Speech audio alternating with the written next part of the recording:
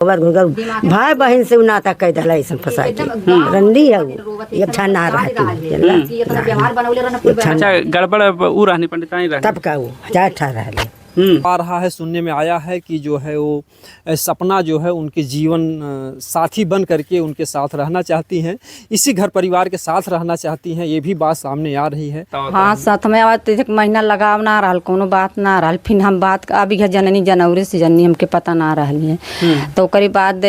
वो ना जानते रही तब से उनके भी जो है सर पर जो है आंसी का भूत चढ़ा और वो भी जो है एक 22 साल की ज्योति होते हुए वे जो है 55 से 60 वर्ष के व्यक्ति के साथ जो है फरार होती हैं। और बजड़ा काट तो गई ना कहने की पंडित आज कुल अपने दिल का बात बताऊला हम कहने का कहा था कि मथुआ पंडित हमारा आदमी ऐसा हवा कहना का करी हमारे पास बाल बच्चे हुए बीबी है नहीं हम तुम्हें लिया चले तो हम तब ना सक धनी हम कहानी तरह कहता हूँ थोड़ा हथुआ करिए। परिवार है जो उनकी एक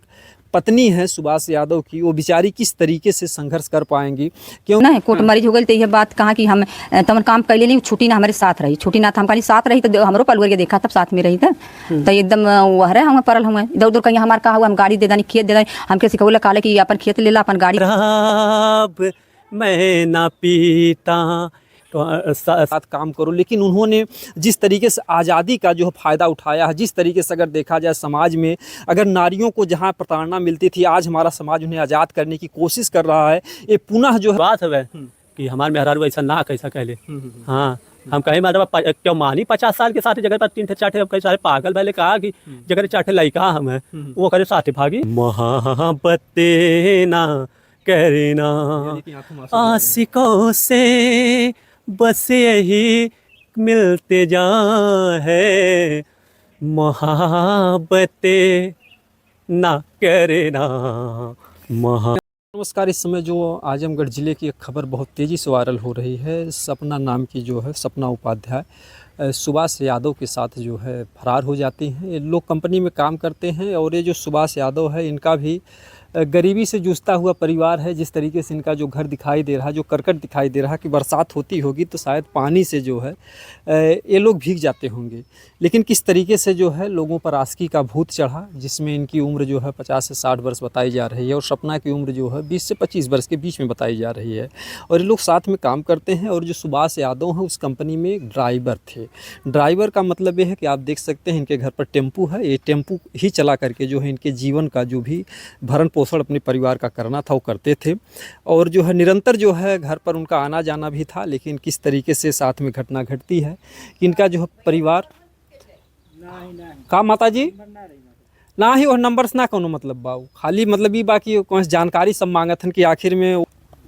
तो उनकी जो है माताजी हैं वो काफ़ी तकलीफ़ में है, क्योंकि जब ऐसी घटनाएं घट जाती हैं तो हर कोई व्यक्ति जो है शर्म से जो है पानी पानी हो जाता है। तो ऐसे में परिवार की जो दीन दशा है अगर दिखाया जाए, अगर पूछा जाए, अगर कहा जाए तो समाज में जो है जिस तरीके से मुंह दिखाना इन लोगों के लिए एक मुश्किल का काम हो गया है। तो यह एक समाज में जान लीजिए जब से जो है ज्योति मौर्य ने घटना को अंजाम दिया था उसके बाद अगर देखा जाए तो जो SDM ज्योति मौर्य थी उसके बाद ये दूसरी घटना घट रही है इसी तरीके से कि अगर पत्नियों को, अगर लड़कियों को या औरतों को अगर थोड़ा सा यानी कि पहले भी अगर देखा जाए तो हमारा जो देश है पुरुष प्रधान देश था, पहले तो इन्हें दबाया जाता था और जो है गुलामी की जंजीरों में कसा जाता था। लेकिन जिस तरीके से शिक्षा का बढ़ावा हुआ, हमारा देश विकास पर गया तो नारियों को जो एक सुविधा देती चली गई जो है सरकार। तो ऐसे में जो है पति भी जो चाहते हैं कि हमारी भी पत्नी पढ़े लिखे कुछ भी करे जो है, तो ऐसे में जो प्रिंस उपाध्याय थे वो भी अपने यानी प्रिंस उपाध्याय उर्फलकी वो भी पत्नी जब उनकी शादी होती है तो पत्नी उनकी कहती कि मैं भी आपके साथ कमाना चाहती हूँ, क्योंकि अगर हम दोनों मिल करके कमाएंगे तो जहाँ 25,000 कमा रहे हैं तो 50,000 रुपये महीने आएंगे, 10-20 हज़ार खर्च होगा फिर भी हम लोगों का 30-40 हज़ार रुपये बचेगा। तो ऐसे में जो है पत्नी को ले जाते हैं और वहाँ पर जो है ड्राइवरी करते होते हैं सुभाष यादव, जो जिनका ये घर परिवार है। इस तरीके से टूटा हुआ बिखरा हुआ परिवार है। आप समझ सकते हैं कि अगर कोई घटना को अंजाम देता है तो उसके पीछे परिवार कितना टूट जाता है। जो उनकी माता जी हैं वो भी दवा के भरोसे चलती हैं, वो भी एक विधवा हैं, लाचार हैं, विपत्ति की मारी हैं, क्योंकि जैसा कि बताया जा रहा, जैसा कि उन्होंने बताया भी कि उनका एक बेटा था वो भी शायद इस दुनिया में नहीं रहा। सारी जिम्मेदारी जो है सुभाष यादव के कंधों पर ही थी। तो ऐसे में जो है शासन प्रशासन या कानून के लोग किस तरीके से इस मैटर को, इस मुद्दे को न्याय दे पाएंगे, या प्रिंस को न्याय मिल पाता है, या सपना को न्याय मिल पाता है, या ये जो इस टूटा हुआ परिवार है जो उनकी एक पत्नी है सुभाष यादव की, वो बेचारी किस तरीके से संघर्ष कर पाएंगी, क्योंकि सबसे बड़ी समस्या ये है कि जो सुभाष यादव हैं उनकी एक बेटी है जो कि पूरी तरह से विकलांग है और हमेशा वो जो है पापा की याद में ही रोती है, और जो भी और भी बच्चे हैं पापा की याद में रो रहे हैं। बहरहाल हम थोड़ा बहुत ज़रूर जानने का प्रयास करेंगे, लेकिन चूँकि बात यह है कि बात शर्मिंदगी के है या जो कुछ भी है, डर है या जो कुछ भी है, परिवार जो है अब कैमरे के सामने आने में भी संकोच करता है। ऐसे में हम लोग जो सच्चाई होती है उसको दिखाने में भी नाकाम हो जाते हैं, चूँकि लोग कमेंट के द्वारा कहते हैं कि भाई उस परिवार की क्या दशा, लोग जानने की कोशिश करते हैं। कहीं कहीं हम लोगों की मजबूरियाँ बनती हैं कि जो चीज़ हम समाज में दिखाना चाहते हैं, एक नई दिशा देना चाहते हैं, उसमें हम लोग जो है कहीं कहीं असफल हो जाते हैं। तो हम लोगों को भी कुछ मजबूरियाँ हैं, चूँकि हम इस परिवार पर आए हैं। माताजी जब से आए हैं माताजी बराबर आंसू बहा रही हैं, और वो पत्नी भी उनकी बराबर आंसू बहा रही हैं कि आखिर में हमारे साथ कैसे क्या होगा, क्योंकि एक तरफ से भी दबाव आ रहा है, सुनने में आया है कि जो है वो सपना जो है उनके जीवन साथी बन करके उनके साथ रहना चाहती हैं, इसी घर परिवार के साथ रहना चाहती हैं, ये भी बात सामने आ रही है। तो ऐसे में आखिर में किस तरीके से परिवार, यानी कहते हैं कि एक म्यान में दो तलवार किस तरीके से रह सकती है। अगर देखा जाए तो एक तरफ सपना, एक तरफ जो यादव जी हैं उनकी जो पहली पत्नी है, आज ना कम से कम 35 साल 30 साल से उनके साथ जो है जीवन संगनी के रूप में दुख सुख सहते हुए इस घर परिवार में उन्होंने जीवन को बिताया है। तो किस तरीके से सपना यहाँ पर रह पाएंगे, या किस तरीके से कानून के लोग जो है न्याय दे पाएंगे, क्या जो इनका जो अगला परिवार है यानी जो पहली पत्नी है उनकी जीवन में जो आज ये आफत यानी कि दुख का पहाड़ टूटा है, तो किस तरीके से उस चीज़ को बर्दाश्त कर पाएंगे अगर सपना यहाँ पर आती हैं, क्योंकि सपना के यहाँ पर आने पर दूसरी घटना भी घट सकती है। लोग कहते हैं कि एक औरत सब कुछ बर्दाश्त कर सकती है, लेकिन एक सौतन को देखने के बाद जो है एक जो औरत होती है उसका कलेजा फट जाता है। ये कोई आज की नई बात नहीं है, अगर पुराने इतिहास में भी देखा जाए तो कोई भी महिला अपनी सौतन को बर्दाश्त नहीं कर पाती है। अगर आपने देखा होगा तो एक फिल्म चली थी छुपा रुस्तम, एक उसमें गाना चला था कि बंगला गाड़ी झुमके कंगना सब दे देना उसको सजना,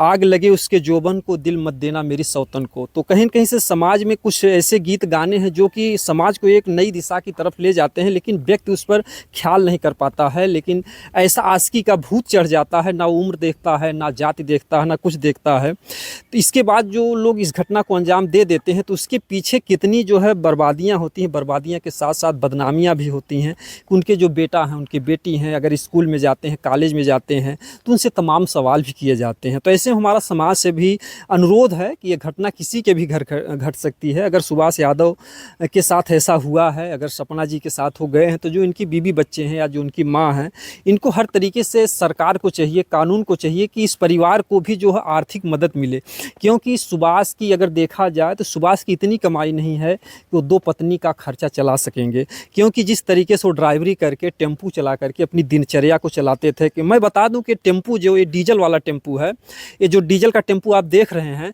ये डीजल का टेम्पू जो है जब से बैटरी रिक्शा चल गया है तब से इसकी कमाई बंद हो गई है। लोग सर्च कर लें, लोग जा करके जो है इसका संशोधन भी कर सकते हैं रोड पर, कि बैटरी वाले 2 सवारी 3 सवारी पाते हैं, वो चार्जिंग करते हैं, फिर भी वो लेकर के चले जाते हैं। लेकिन ये जो डीजल है 1 लीटर में ज़्यादा से ज़्यादा 12 से 15 किलोमीटर का ये सफ़र करता है। ऐसे में अगर इस पर सवारी नहीं बैठती हैं पर्याप्त तब तक जो है इनका जो है इनकम हो नहीं पाता, इनकी बचत नहीं हो पाती। तो ऐसे में इनकी रोजी रोटी भी चली गई। तो जो सुभाष यादव उनके पास इतना बैलेंस नहीं है कि वो 2 पत्नी का खर्चा चला पाएंगे। तो ऐसे में इस बात को हम लोग सच्चाई दिखाने का प्रयास करते हैं कि आखिर में जो जज हैं किस तरीके से फैसला सुना पाएंगे, कि क्या इस परिवार, इस पीड़ित परिवार को क्या न्याय मिल पाएगा। कि एक तरफ जो है सपना, वो भी जो है कहीं कहीं से जो सपना है उन्होंने भी अपना सब कुछ दांव पर लगा दिया। अगर कहा जाए तो एक औरत के लिए जो है इज्जत उसके लिए सबसे बड़ी चीज़ होती है। उन्होंने भी अपनी इज्जत को हर तरीके से दांव पर रख करके अपनी जात, अपने पात, अपने माता पिता सबसे ऊँचे उठ करके उनके भी जो है सर पर जो है आशी का भूत चढ़ा, और वो भी जो है एक 22 साल की ज्योति होते हुए वे जो है 55 से 60 वर्ष के व्यक्ति के साथ जो है फरार होती हैं और जीवन साथी के रूप में जो है वो जीना चाहती है उनके साथ। तो क्या ऐसे में जो है सपना यादव जो उन्होंने अपनी कुर्बानी दी है उनके साथ, एक वृद्ध व्यक्ति के साथ, और जो उनकी एक वृद्ध महिला है जो उनकी पत्नी है उनके साथ किस तरीके से, बहुत बड़ा सवाल है कि अगर थोड़ा सा भी जज ने अगर थोड़ी सी भी अगर कहीं से चूक चूक हुई, उनसे भूल हुई, बहरहाल जो भी न्याय की कुर्सी पर बैठता हो नहीं चाहता कि हमसे कोई इस तरीके का गुनाह हो, लेकिन कुछ सच्चाइयों को ना जान पाने के नाते जो है गुनाह हो जाते हैं। तो इसमें केवल मात्र अगर सहारा बचता है तो सोशल मीडिया, क्योंकि हकीकत और सच्चाई को अगर दिखा पाएगा तो सिर्फ सोशल मीडिया ही दिखा पाएगा। क्योंकि जो ये स्थिति है इस घर की, इस घर को जज ने नहीं देखा, इस घर को कानून ने नहीं देखा, इस घर को प्रशासन ने नहीं देखा। उनकी माँ जो तड़प रही हैं, हार्ट की मरीज हैं, उनको जो प्रशासन नहीं देख पाएगा। और अगर वो लोग कटघरे में जाते हैं, अगर कहीं थोड़ी सी चूक से कोई फैसला गलत होता है तो उनकी माँ की ज़िंदगी, उनकी पत्नी की ज़िंदगी, उनके बच्चों की ज़िंदगी भी बर्बाद हो सकती है। तो ऐसे में बहुत बड़ा सवाल है कि क्या जो है जज इस मामले में या कोर्ट इस मामले में जो है फैसला दे पाएगा, या जो ये फैसला जो है इसे लटकाते चला जाएगा। तो जिस तरीके से घटनाएं घट रही हैं, एसडीएम ज्योति मौर्य की घटना घटने के बाद तमाम पुरुषों ने जो है औरतों पर शक करना शुरू कर दिया, तमाम औरतों की पढ़ाइयाँ छुड़वा दी। तो ऐसे में जो है जहाँ एक तरफ महिलाओं को छूट दी जा रही है, दूसरी तरफ महिलाएं खुद ऐसी ऐसी घटनाओं को अंजाम दे रही हैं कि वो अपने पैरों में खुद कुल्हाड़ी मार रही हैं। तो उसके बाद हज़ारों लोगों ने पढ़ाई छुड़ा दी। उसी तरीके से सपना को जिस तरीके से प्रिंस उपाध्याय ने एक छूट दे रखी थी साथ में कमाने की, चलो तुम भी कंधे से कंधा मिलाकर हमारे साथ काम करो, लेकिन उन्होंने जिस तरीके से आज़ादी का जो फ़ायदा उठाया है, जिस तरीके से अगर देखा जाए समाज में अगर नारियों को जहाँ प्रताड़ना मिलती थी, आज हमारा समाज उन्हें आज़ाद करने की कोशिश कर रहा है। ये पुनः जो है उसी गुलामी की जंजीर में बंधकर ही जो है रहना चाहती हैं। कहते हैं कि जो पंछी पिंजड़े में कैद है वो उसी में अच्छे से जीवन बिताता है, अगर उसको आज़ाद कर दो तो भी जो है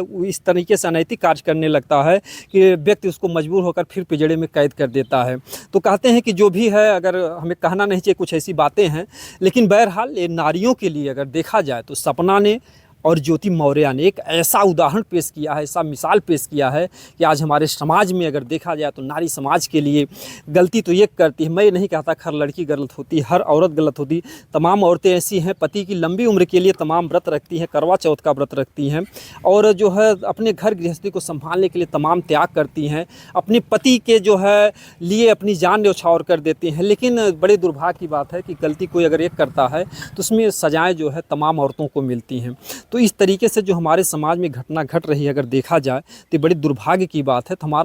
हमारे चैनल के माध्यम से निवेदन है कि किसी भी औरत को, किसी भी महिला को अगर पूरी तरह से आज़ादी दे दी जाए तो उसका वो दुरुपयोग ना करें। अगर वो लोग दुरुपयोग करेंगे तो उससे हज़ारों लोगों का भविष्य जो है खतरे में जाएगा। बाकी आप लोग अपने विचार जो है कमेंट में ज़रूर बताइएगा कि आखिर में जो है इस परिवार को, यानी ये यादव परिवार या जो ब्राह्मण परिवार, किस तरीके से न्याय मिल पाएगा और क्या ये यादव परिवार बर्बादी से बच पाएगा। दोस्तों, जय हिंद, जय भारत।